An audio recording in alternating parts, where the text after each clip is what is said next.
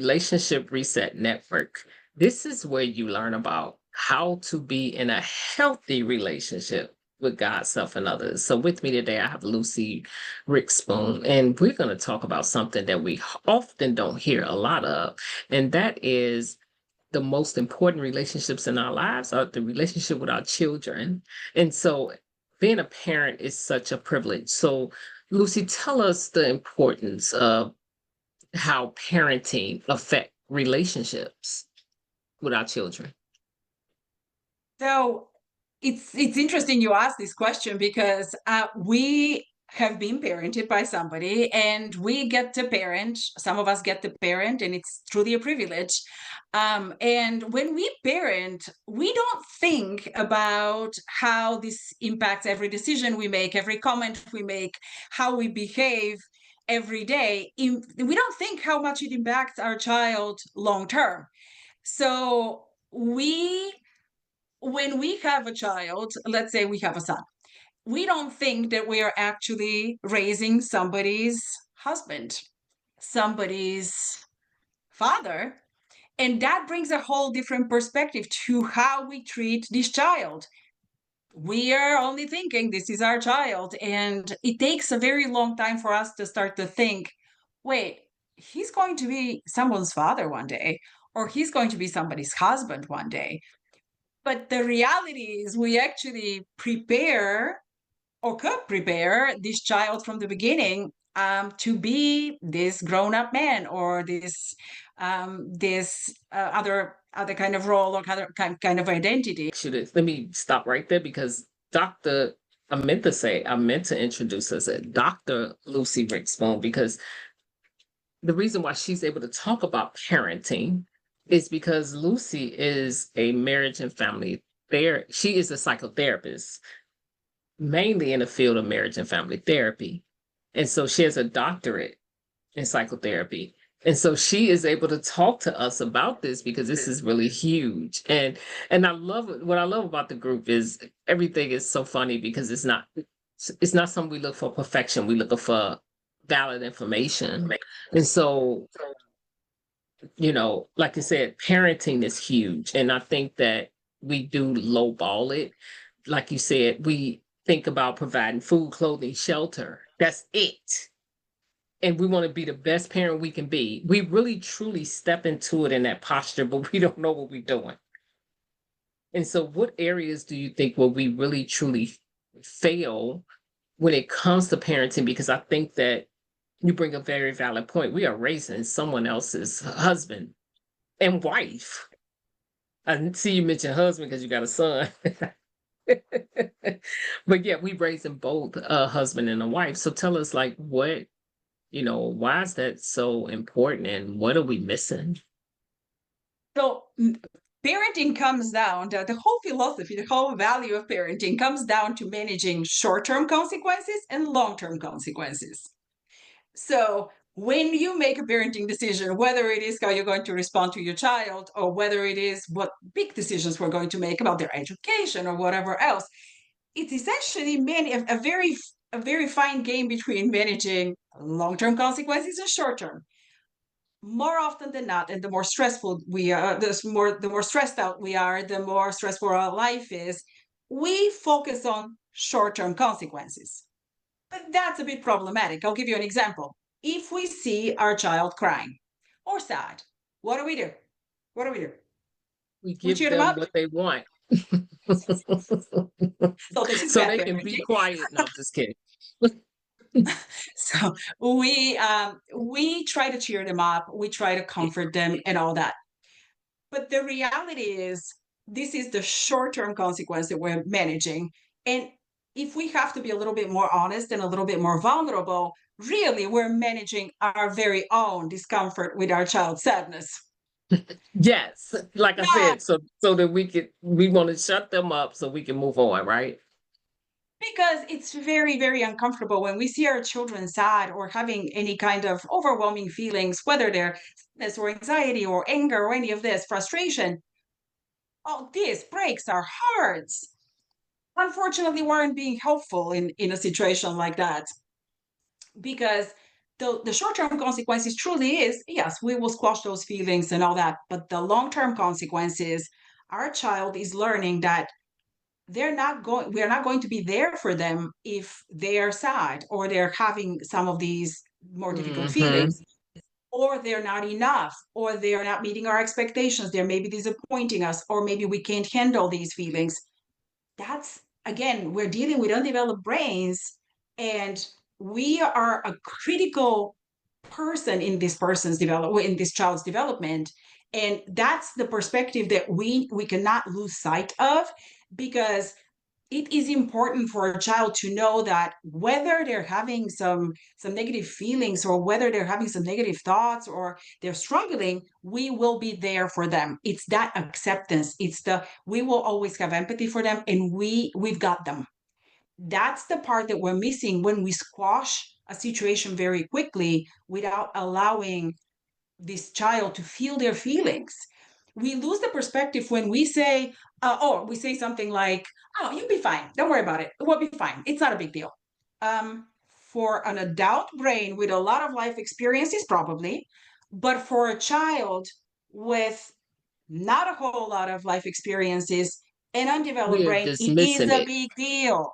Yeah, we're So dismissing their emotions. yes, we're invalidating these emotions. And when we say, just be positive, think positively, why can't you be positive? This is one of the most invalidating sentences you can say to somebody. Because, yes, from my perspective of a grown up woman, yeah, maybe that's not that big of a deal. But from that child's perspective, that is a huge deal. And they don't have yet the resilience, they don't have yet the skills to handle a situation like that. So when we think about trauma, for example, in the past, it used to be very black and white in the sense of, oh, trauma has to be this very big event that has happened to one. Trauma in a 7-year-old is not being invited to a peer's birthday party when everybody else is invited. Yes. Trauma is witnessing some things that are potentially very overwhelming, because it just that child does not have the capacity yet to cope with overwhelming feelings and with logically um, contradicting information.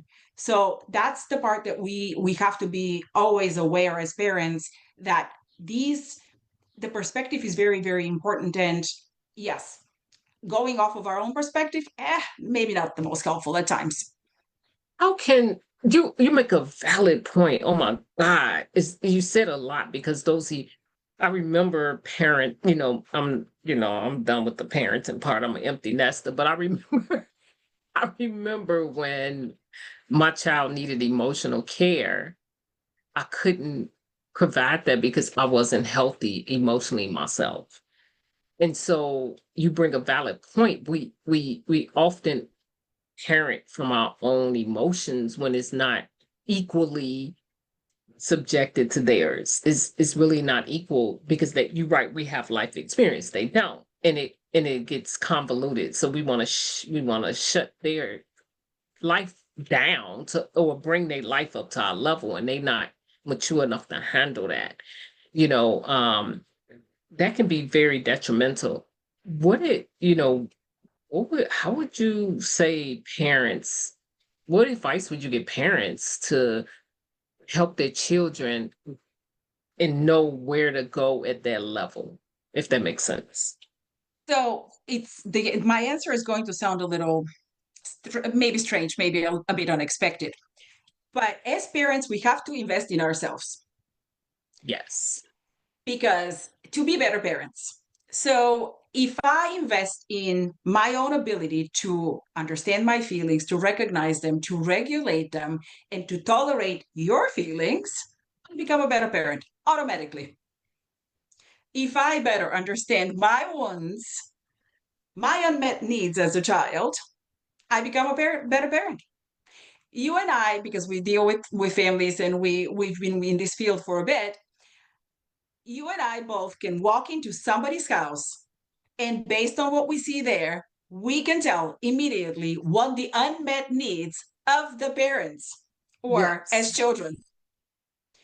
If in this and we can go very pragmatically about this, if in this house there are a lot of toys, These parents likely didn't have access to a whole lot of toys, or toys were not a priority in their family of origin.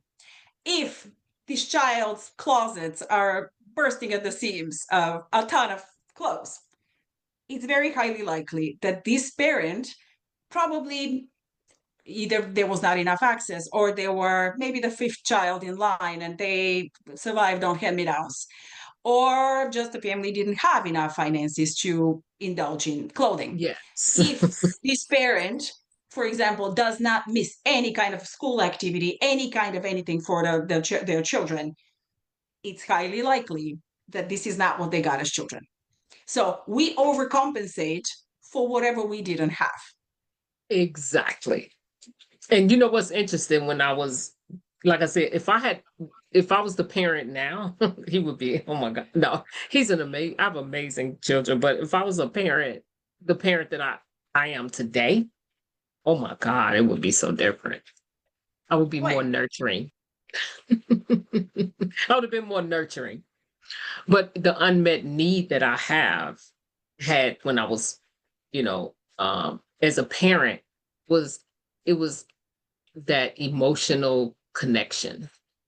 I didn't that wasn't met for me as a child. I lacked that. So it was hard for me to give something I didn't have. And you're right, doing the work makes you an amazing parent.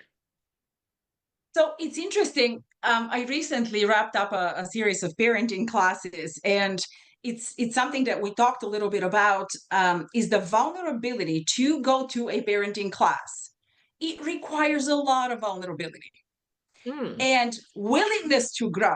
And we often forget that growth comes with feeling upset, with frustration, with all of this. If there is no frustration, there's no growth. So Uncomfortableness, being there's a uncomfortable. lot of discomfort, absolutely. So I absolutely admire parents who are willing to go to a parenting class, and with the awareness that they're going to hear that they're doing something wrong, they're doing something that's unhelpful, or they should be doing things differently, or all it's inevitable. But being able to say, okay, I'm going to take a deep breath. I'm going to deal with my bruised ego and whatever else feelings I have. But in the name of my growth and providing a better support to my child or my children, I'm going to do that. It's a gift. It's a generosity that I can do for them. And of course, everything comes with a cost. Everything comes with pain. So for as long as we feel that we're going to a parenting class with the idea of, I just want to go and hear that everything I'm doing is great, I don't have to do anything differently. Oh, this is not how parenting classes work.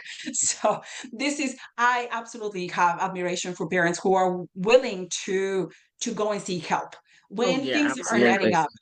When you see that the relationship isn't the way you want it, just go and seek help. It's so much easier and beneficial So for everybody much involved. easier.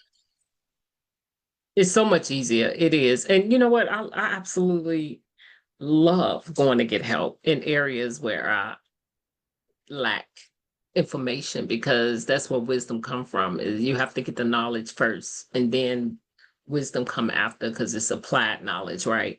And so in your parenting classes, I want to bring up a very interesting dynamic that's happening now, and that's with AI. How do you think that's going to affect the kids? What a parenting aspect in the future? So AI is one of my favorite topics just because it's this brand new entity that we Yes. are yet trying to understand and trying to recognize how we could use it in a beneficial way and what ways it could be harmful and all that. So I want you to think about receiving two emails, and they're very clear. The distinction between the two emails is very clear when one is AI edited or written, and one is authentic, genuine, written by a human being. How do you feel when you receive the AI message?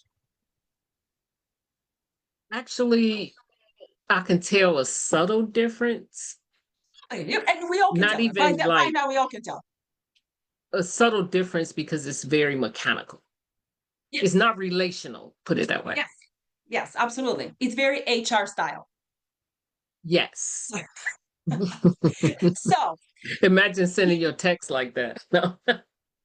exactly. So if I use that kind of communication in a professional environment, it's wonderful, wonderful, wonderful, because it sounds more sophisticated. It sounds very, Yes. it's very proof from every direction. But if you received that kind of message from somebody that you have an emotional relationship with, you're going to have some feelings about it. Because some of the questions in your head will be, why did they have to use this mediator to express how what they wanted to express to me? What are they hoping for me to read? Why is it that they didn't trust me with their words and they didn't trust the relationship that they had to use this other entity? The very, very old version of AI was called a character in a play, and apparently that was a real historical figure called Cyrano de Bergerac. Cyrano de Bergerac was this character, this male figure who was not very easy on the eyes. He had a more pronounced nose in the original story, and he actually helped somebody win the love of his life by feeding them what to say. This is Mm. the predecessor of AI. Wow. So what's interesting about it is everything that comes from AI at this point is going to come not genuine, not authentic, not very heartfelt, not very real. And if this is the message that you want to deliver, more power to you. But if the authenticity and the emotional presence and the vulnerability in the relationship is important, AI is not the way. Absolutely not. If you receive a message from your child, grown up child now, that you could read the AI in it, you'll question the relationship you have with your son to begin with, because it's confusing and it's very concerning. So this is why if we have to use AI to help us, sure, get the overall idea, but please put your own words. And the same goes for when we teach children are using AI more and more for everything that you can think of. But if a child is learning social skills through AI, oh no, no, no, no, no, no. This is not Oh, helpful. that's It's not terrible. helpful Yeah. at all. If we are learning how to initiate the romantic relationship through AI, oh, this is terrible. Absolutely not. It does come robotic, it does come mechanical. Maybe many moons from now, AI will be sophisticated enough to have a little bit more of a human touching it, but at the moment, no. So absolutely discourage. Talk to your children and teach them how to express themselves. This is very teach them social skills. And if you're not able to, get somebody that is able to. Social skills are critical, especially in the age of AI, and they become more and more important as AI takes more and more significant role in our everyday life. So that's my suggestion, and those are my thoughts when it comes to AI and relationships. Again, when it comes to personal relationships, not AI helpful. doesn't work. It's not even It harmful. doesn't. I would hate to get a message. Yeah. And you know what? AI cannot convey the love I have in my heart at that level unless I'm actually typing it myself. And so it's kind of hard for AI to convey that in a message. And you'd be surprised. You're right. It's great for emails at work. It's great for using as to help you with your presentation. In the professional world, it's great. It's great when it comes to like even like if you want to like Facebook message maybe a summary of something you talked about. It's great for that. I have fun with AI, but it's not used. You're right. It's not great for relationships because it's not authentic. We get more and more away from authenticity than we should, and it's dehumanizing Yes, relationships. relationships, and that's horrible. And you're right. It's mess. The social skills. What when you were in your parenting class? What did you find problematic? The most problematic stuff that you saw when it comes to relating to your children? So one thing that is very well underestimated in everyday life is I will have a show and tell the role of this in everyday Cell relationships, phones especially and with our children. If I even hold my phone in my hand, I give the nonverbal sign of I am not completely emotionally and cognitively available to you. And if you happen to be my child who very much cares about that, right? This is my emotional and cognitive availability to my child is very important to him. The presence of another object that may or may not ring is very problematic. Earbuds. A lot of people mm, also would walk around with earbuds. Earbuds give a nonverbal signal to the people around that I'm not available because we don't know if there's anything in these earbuds or not. But it doesn't matter because they serve as an obstacle, as a wall. it's And if you're communicating. seeking that wall, absolutely, if you're seeking that wall, that's okay. This equates to obstacles like this to communication and to attention, to bits for attention, are equating to, should be equated to, let's say, your father as a child reading a newspaper and you're trying to talk to him. Hmm. So in a child's mind, again, undeveloped brain, seeking the validation from a parent that says, I choose my newspaper. In today's world, I choose my phone, or I And you're not choose, important. you are not that important. That is what we take away. This is not what a parent is trying to communicate, but that's what the child is trying to what is trying Because to they're get trying to from the conceptualize it. Yeah. availability. Exactly. So this way we hear we're not important. I would rather do that instead of you. And not being emotionally available to our children is one of the biggest damage that we make, that we do, that we create for them, because they learn in a very indirect way, but very consistent way. They learn that they have to earn somebody's attention, they have to earn somebody's love. And that is very dangerous because later, when somebody actually gives them that love that is without the condition of having to be earned, how do we interpret it? You're desperate. Exactly. You don't have anything else better than that. I am. Why do you like? Why are you giving me this? Or And that is self-abandonment. Yeah. They start to do that because they feel unseen in the world. And sometimes the behavior aspects of it comes out differently. And so how do you think that, you know, some of that parenting would affect children when it comes to, and I know it's a sensitive subject, suicide rates going up? it's hard to tell because there's many factors that impact the suicide rates. But if I feel that I don't belong, if I feel that I'm not accepted for who I am, if I'm never enough, if I feel that I'm never enough, those are factors for somebody to be depressed, for somebody to be profoundly anxious, or for somebody to not want to live. Because if I don't have that sense of belonging, and the difference with between belonging and fitting in is that in belonging, I'm accepted as I am. So this is why it's Yes. important to have a sense of belonging, whether it's to the family, to extended family, or whatever else group. But when we don't have that, it's a very lonely, and it's almost like a indirectly rejected state. I You don't have like to how you reject me said, directly. I like how you said you accept me for who I am. Yes. That's Not for who I huge. could be or for who you Not want me to be. exactly. That's so huge in communities, and I think some communities, and when I say communities, that's even in your home.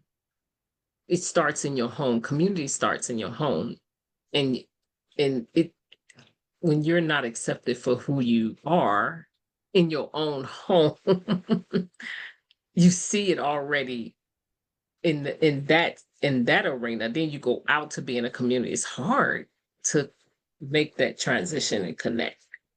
Because it feels like a big leap and a big risk that there's no way for me to win at. If the people who created me don't see me as valuable and don't accept me as I am, and the love is very conditional and I have to earn it, Oh God. why would I think that someone else would love me and accept me for who I am? Yes, and I'm always in a position of performance and earning, Having to prove. and Mhm. it's exacerbating me feeling unseen and unworthy because I feel like I have to pay my way through. That's a When dangerous state.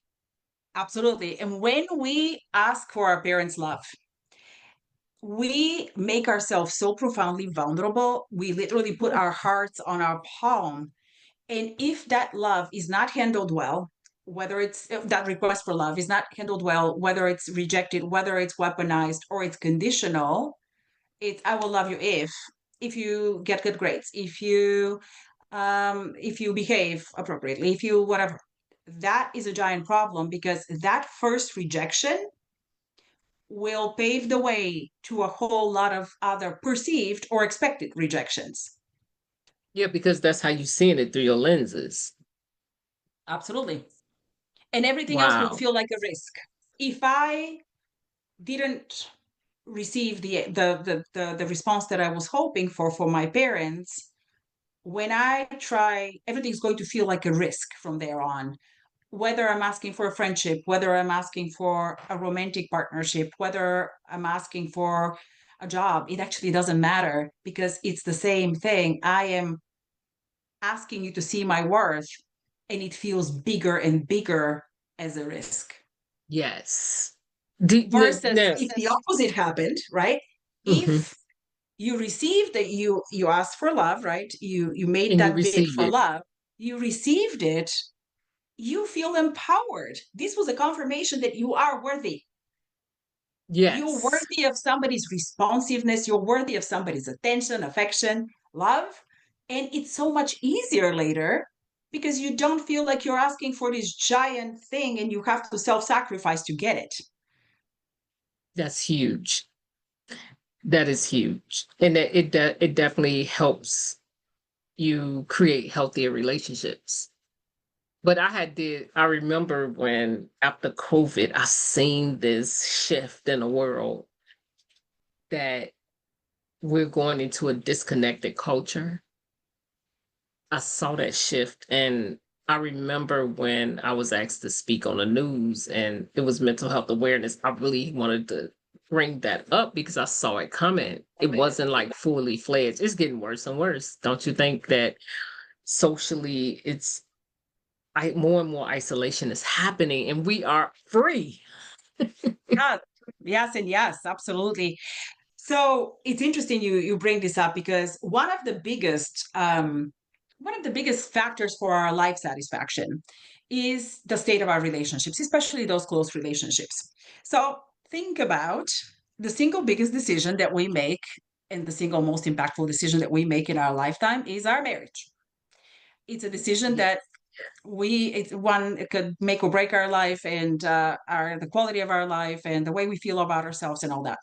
I don't have to convince you on that. You're a marriage and family therapist. So I want you to think about how much time we as parents spend in preparing this child for this decision. Girl, girl, I don't see enough of it. Yes, yes, I yes, really don't. I don't see enough of it. absolutely. We don't prepare our children for how to make relationships happen of any kind.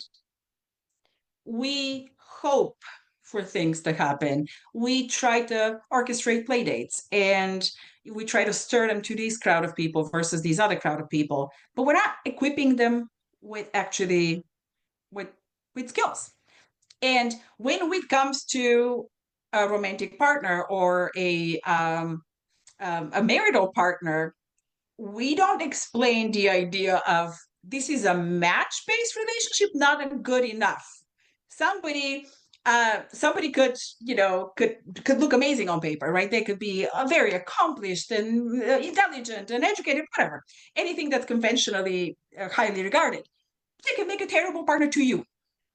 Yes. So in couples therapy, you know that, and I know that you could see two people that on their own they're absolutely great.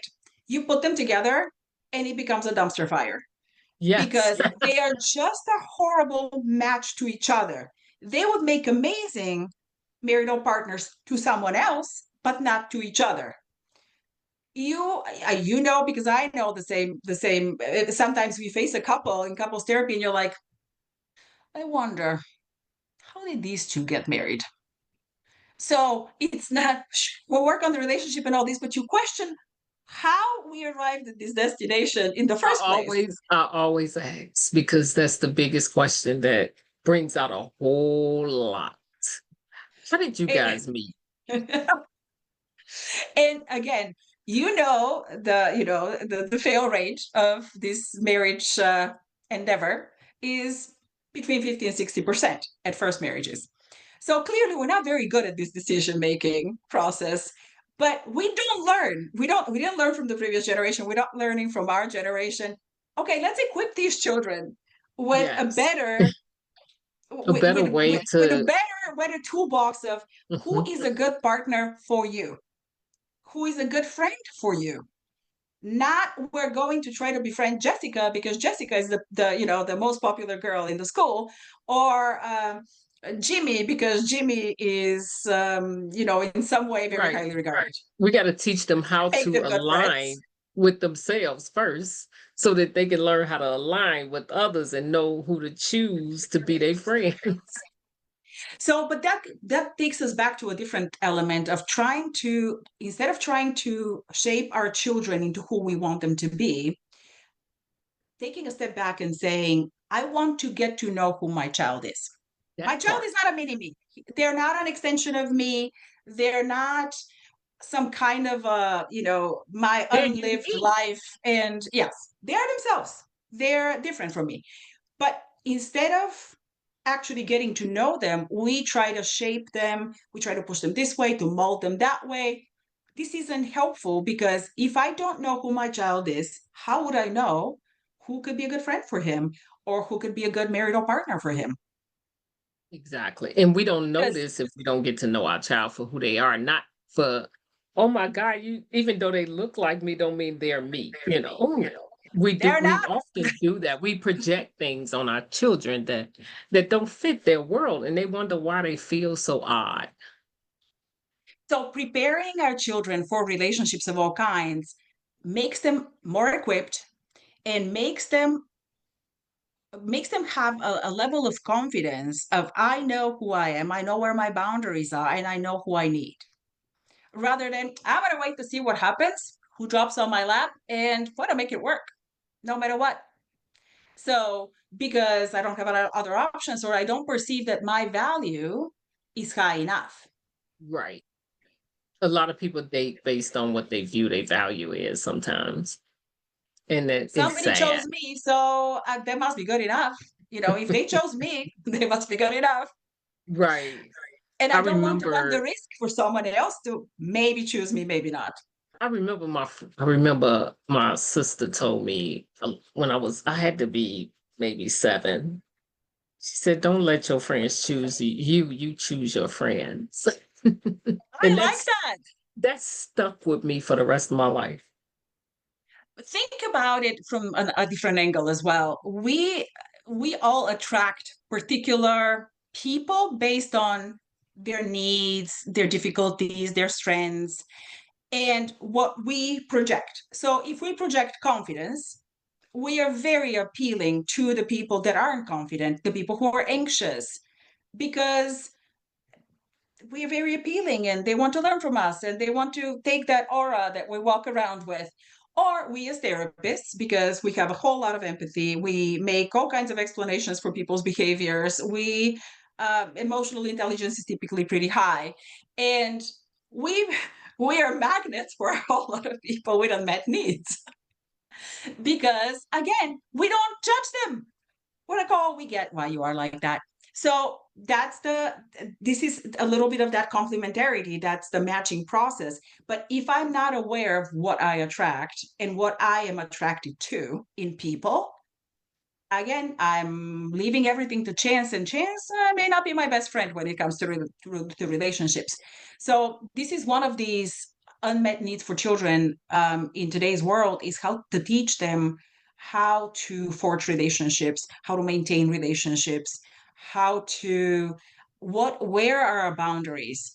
Because you've seen it and you see it as a therapist, but you also see it as a mother.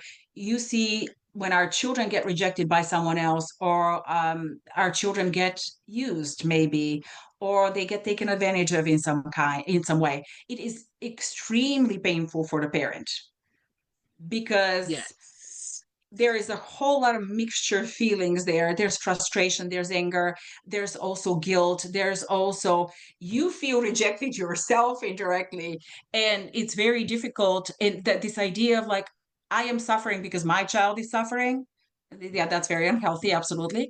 But so many parents report that Yeah, when their absolutely. children get rejected. So, and rejection again at a younger age, rejection is profoundly It's impactful to a traumatic. child It's traumatic. for their Yeah. development. And you mentioned, I remember being a child and no one showed up at my party and feeling totally rejected, but also had like 20 kids at my party that was related to me. And I didn't, Yes, but I conceptualized no one showed up when it was 20 there. I didn't see the 20. I saw the no one. because in That- your mind, the 20 that were there because they were related to you. Exactly. Can you imagine what I conceptualized, how I conceptualized that as a child, and that was traumatizing for me, you Very know. much so, especially at that age. Even as It an adult, picture this, even as an adult doing that.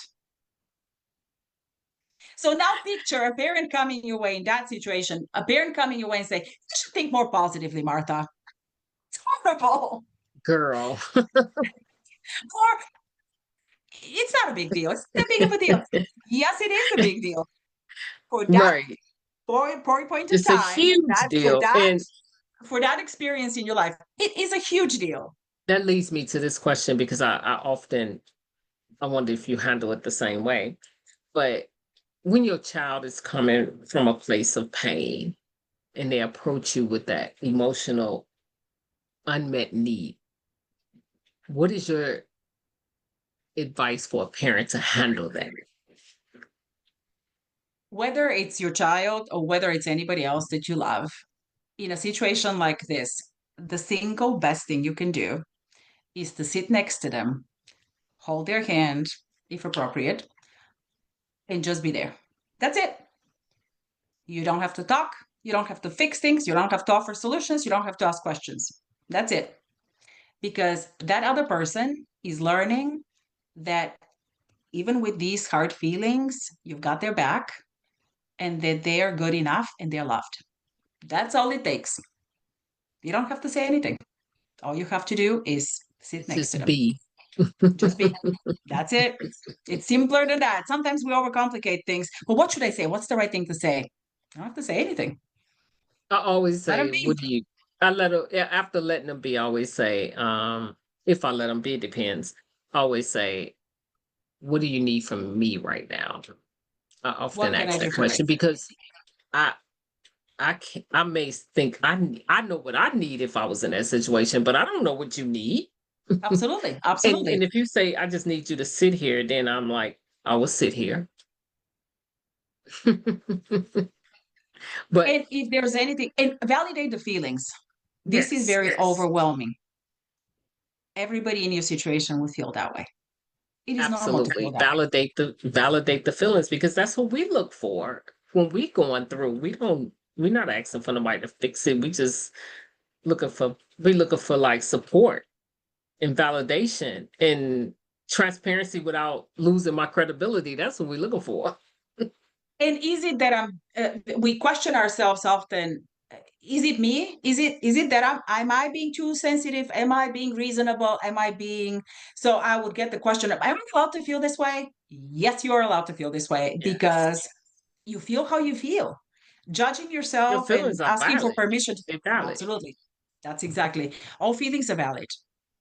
Wow, we have to have another conversation one day on unmet needs, that self, because that's a whole conversation. But but Lucy, Absolutely. thank you, Dr. Lucy. I'm always blessed to have conversations with you.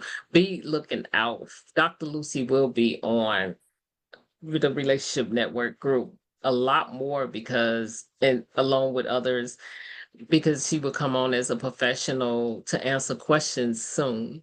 And so be on the lookout for roundtables, be on the lookout for workshops, be on the lookout for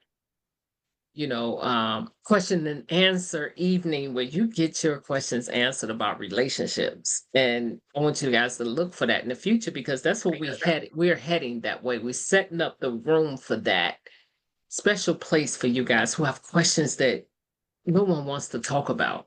But we also want to support you guys in your relationship. So Lucy, if you have one more um thing to say to the audience, what would it be? Parenting is simpler than it is. It comes down to love and support. Love and support at different ages look differently, but it all comes down to love and support. And if it's not love and support, we need to get off the train, take a deep breath, and question what it is if it's not love and support that we're giving our children. Amen. Amen. So thank you guys for listening and joining us today. Be on the lookout for more and just enjoy your Saturday. It's such a beautiful day. It's a little crisp outside, but it's in Chicago and a little gloomy, but a little sun coming out back and forth, but it's still a beautiful day and enjoy the rest of your day. We are signing off.